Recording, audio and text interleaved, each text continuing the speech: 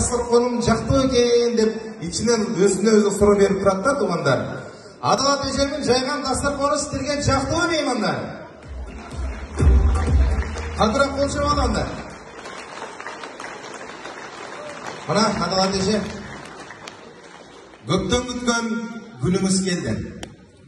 Кутманды жарык дүйнөгө алып келген күнүңүз ушул баламды аман эсен чоңойтуп алсам экен. Жылдар өтүп ушул уулумду үйлөп, келиниме жолук салсам экен деп тилек кылган элеңиз. Ошол тилектер кылган дуаларыңыз Кудайдын кулагына жетип орундалып отурат. Толгонай, сиз арзу кылган келин болсун. Сиз максат кылган келин болсун. Ниет кылып жүргөн ниетиңизди ишке ашырган келин болсун. Болгондо дагы жаш келиндерге окшоп Инстаграмчы эмес, иштерманчы болсун.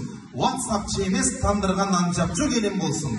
Facebookчу, TikTokчу эмес, телефондун паролин көбөйтө турган келин эмес, үй бүлөңүзгө бала бакыран неберелерди көбөйтө турган, учугуңуздарды улай турган келин эмес, кыз болсун деп билип алып чыгып коюңуздар туугандар.